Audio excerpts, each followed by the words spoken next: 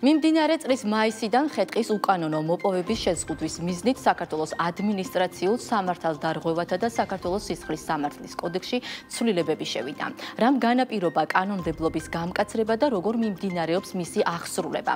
აღნიშნულ საკითხებზე ვისაუბრებთ ეროვნული სატყეო სააგენტოს ტყის მოვლა აღდგენის დეპარტამენტის ტყის დაცვის სამმართველოს უფროსთან გიორგი მამადაშვილთან. მოგესალმებით ბატონო გიორგი, მადლობა თქვენი დროის დათმობისთვის და სტუდიაში მობრძანებისთვის და ცხადია პირველ რიგში გილოცავთ ტყის დარგვის საერთაშორისო დღეს. მოგესალმებით, მეც ასევე გილოცავთ თქვენს და თქვენს მაყურებელს დღევანდელ დღეს.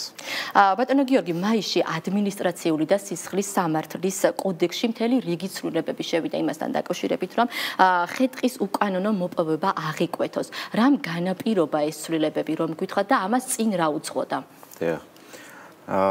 ეროვნული სატყეო სააგენტო მუდმივ მონიტორინგს და კონტროლს ახორციელებს მის მართვას დაქვემდებარებულ ტერიტორიაზე. ცხადია, მთელი რიგი კანონებისა, რაც წლიდან წლამდე იცვლებოდა, ეს გამიზნული იყო იმისთვის, რომ უფრო დარეგულირებული იყო უკანონო ხე-ტყის მოპოვება და წელსაც იმიტომ შევიდა ეს ცვლილება, რადგან მაინც მაჩვენებელი იმაზე მაღალია, ვიდრე ვისურვებდით ჩვენი უნიკალური ტყისთვის. კი ბატონო, მაჩვენებელი მაღალი არისო, ახსენეთ, თუ გაქვთ სტატისტიკა, რა შედეგები გვაქვთ, თუნდაც ახალი რეგულაციის ამოქმედებიდან რამდენი სამართალდარღვევის ფაქტი გამოვლინდა, აი მაისიდან დღევანდელ დღემდე. დიახ. მთელი 9 თვის მანძილზე შეგვიძლია ვთქვათ, მიმდინარე წელს 516-მდე სამართალდარღვევის ფაქტია დაფიქსირებული, საიდანაც 455 არის სწორედ ხე-ტყის უკანონო მოპოვება და ტრანსპორტირება. და თვითონ წესის ცვლილებასთან მიმართებაში შემიძლია გითხრათ, რომ ადრე თუ იყო პირველი ჯერისთვის, როდესაც დაიჭერდნენ, ასე ვთქვათ, უკანონო მომპოვებელს, იყო 2000 ლარამდე ჯარიმა, ხოლო განმეორებით შემთხვევაში 4000 ლარამდე. ეხლა დარჩა პირველი ჯერისთვის 2000 ლარი, თუმცა განმეორებითის შემთხვევაში ხდება უკვე სისხლის სამართლის პასუხისმგებლობაში მიცემა. ბატონო გიორგი, ახალი რეგულაციების აღსრულების და ხე-ტყის უკანონოდ მოჭრის ფაქტის გამოვლენის დროს სატყეო სააგენტოს რა ფუნქცია აქვს და რამდენად კოორდინებულად ხდება სამართალდამცავებთან ერთად მუშაობა? ეს ცხადია ხდება სხვასთან ერთად თანამშრომლობით, აქტიურად არიან ასევე ჩართულები გარემოს დაცვის ზედამხედველობის დეპარტამენტის თანამშრომლებიც, აქვთ სამკერდე კამერები, ასევე განთავსებულია დიდი რაოდენობით ფოტოხაფანგები ტყეში, რომ მუდმივ კონტროლში იყოს ტყის ტერიტორია, რომ რაც შეიძლება მინიმუმამდე იყოს დაყვანილი, ასე ვთქვათ, უკანონო ხე-ტყის მომპოვებლების შესვლა. კი ბატონო, ცხადია ჩდება კითხვა ყველაზე მეტად, რომელ რეგიონში არის ეს ფაქტები გამოვლენილი, საქართველოს რომელ რეგიონს უჭირს ყველაზე მეტად? ესე ზუსტად ვერ განვსაზღვროთ, იმიტომ რომ სხვადასხვა სტატისტიკა არსებობს, ასე ვთქვათ, წლიდან წლამდე და ყველა რეგიონში არის, ასე ვთქვათ, მუდმივი კონტროლი. სააგენტო მაქსიმუმს ცდილობს, რომ ასე ვთქვათ, მინიმუმამდე იყოს დაყვანილი მსგავსი ტიპის ფაქტები. საქმიან ეზოზეც მინდა გკითხოთ, რამდენად გაამართლა ამ პროექტმა და დღეს საქართველოს მასშტაბით რამდენი ლოკაცია არსებობს საქმიან ეზოზი? ბოლო პერიოდში რაოდენობა შეიცვალა, ამიტომ ზუსტი რიცხოვნობა ახლა არ ვიცი, თუმცა მოსახლეობას ბევრად გაუმარტივდა საქმიან ეზომდე, ასე ვთქვათ, მისვლა და იქ ადგილზევე ყიდვა, იმიტომ რომ ადრე ძველი პრაქტიკა იყო, რომ მხოლოდ ბილეთი უნდა გაცემულიყო, რომლის საფუძველზეც მოქალაქე უნდა მისულიყო ტყეში და შემდეგ მოეხდინა, ასე ვთქვათ, ხე-ტყის მოპოვება, მოჭრა და ასე შემდეგ. შესაბამისად, გარკვეულწილად შემიძლია ვთქვათ, რომ საქმიანმა ეზომ ძალიან კარგი შედეგი გამოიღო, თუმცა რა როგორ შეიცვლება, ამას მაინც უკვე მომდენო წლებიც გვიჩვენებს.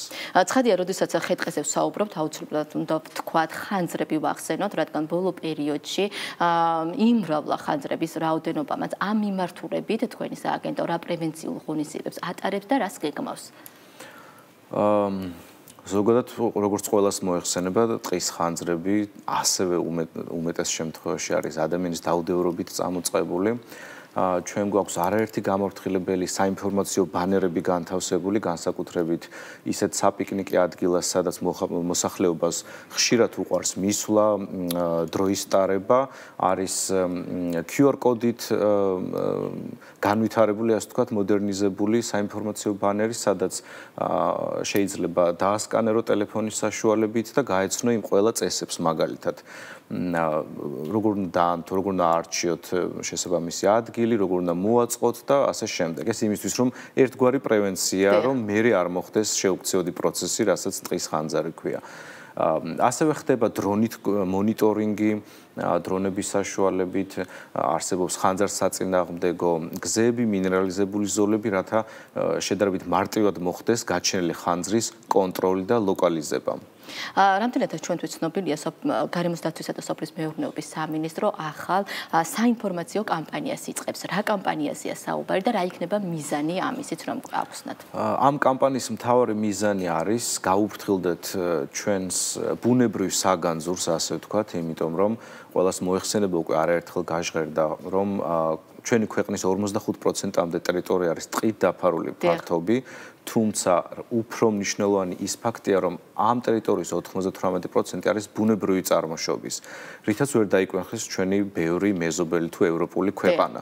ამიტომ ეს არის უმნიშვნელოვანესი საგანძური თვითონ ქვეყნისთვის, ამიტომ გვინდა რომ უფრო განვავითაროთ ეკოსისტემური სერვისები, რასაც მოსახლეობასთან არაერთი შეხვედრა განხორციელებულა და ასევე იგეგმება წელსაც და შემდეგ წელსაც, ამაში აქტიურად არიან ჩართულები სატყეო სააგენტოს თანამშრომლები და ძალიან ხშირად ხდება მსგავსი ტიპის შეხვედრები რეგიონის მოსახლეობასთან, რომ მათ კიდევ უფრო მეტად და დეტალურად აეხსნას თუ რა სიკეთეები შეიძლება მივიღოთ ლეგალურად, ასე ვთქვათ, ტყისგან და ნაკლებად დავაზიანოთ და წარმოქმნოთ რაიმე სარისკო შემთხვევები. კი ბატონო, მაინც მინდა უფრო სიღრმისეულად ვისაუბროთ ბატონო გიორგი სხვადასხვა მიზეზებით დაზიანებული ტყის უბნების განახლებისთვის რა ღონისძიებები იგეგმება? დიახ, სააგენტოში არსებობს სპეციალური დეპარტამენტი, ტყის მოულაღდგენის დეპარტამენტი, სადაც ძალიან კარგი სპეციალისტები მუშაობენ იმ შემთხვევაში, როდესაც ტყე დაზიანდა გარკვეული მიზეზის გამო, დღეს უკვე ძალიან ბევრი ფაქტორი შეიძლება იყოს დაწყებული კლიმატის ცვლილებიდან, შემდეგ ასევე ადამიანის უხეში ჩაარევით, თუნდაც უკანონო ხე-ტყის მოპოვებით, იმიტომ რომ ასეთ დროს ხომ მაღალი ხარისხის ჯანსაღეს ჭრიან და დაზიანებულებს არ ჭრიან ცხადია. შესაბამისად სანიტარული მდგომარეობაც უარესდება. ამაზე ასევე ზემოქმედებს მავნებელ დაავადებების უკონტროლო გავრცელება საქართველოს ტყეებშიც. მსოფლიოშია უკვე ეს დიდი პრობლემა. შესაბამისად, როდესაც ხდება მაგალითად სანიტარული ჭრა ან ნახანძრალი ტერიტორია გვაქვს, ან დეგრადირებული თუნდაც, ასეთ ადგილებში ჩვენი ტყის მოულაღდგენის დეპარტამენტი გეგმავს სპეციალურ აღდგენით სამუშაოებს. სპეციალისტები თვითონ ადგილზე ადგენენ თუ რა ტიპის სამუშაო უნდა განხორციელდეს. შეიძლება დიდი ჩარევა არ დაჭირდეს და მხოლოდ შემოღობა აჩიჩქნა დაჭირდეს, რაც ბუნებრივი განახლების ხლა შეწყობაა. ზოგან, თქვათ, შეიძლება საჭიროება იყოს ხელოვნურად ტყის შემქმნელი სახეობების ნერგების შეტანა. ბუნებრივი ჭრა ახსენეთ ახლა თქვენ და ტყე როგორც განახლებადი ბუნებრივი რესურსი ნამდვილად საჭიროებს ჭრასაც. ამ მიმართულებით რა გეგმები არის სამომავლოდ? გეგმებზე რა გითხრათ, ეს ჩვეულებრივი პროცესია სატყეო სააგენტოს მხრიდან, ამაზე საუკუნეების წინაც ჩვეულებრივად ხდებოდა ხე-ტყის მოპოვება, უბრალოდ ეს უნდა განხორციელდეს იმ შესაბამისი სპეციალისტების მიერ, ვინც სწორად არჩევს თუ რა ტიპის ხე უნდა მოიჭრას, იმიტომ რომ იქ შეიძლება მრუდე ფორმის შეირჩეს დაზიანებული ფაუტიანი ხეები, რომლიდანაც შეიძლება გამოიტანოს ადამიანმა როგორც დაზიანებული ნაწილი, ასევე იქ მაღალხარისხიანი მერქანიც მოიპოვება, ასე ვთქვათ. ძალიან დიდი მადლობა წარმატებებს გისურვებთ დაგემშვიდობებით. ეროვნული სატყეო სააგენტოს ტყის მოვლა აღდგენის დეპარტამენტის ტყის დაცვის სამმართველოს უფროსი გიორგი მამადაშვილი იყო ჩვენთან სტუდიაში სტუმრად.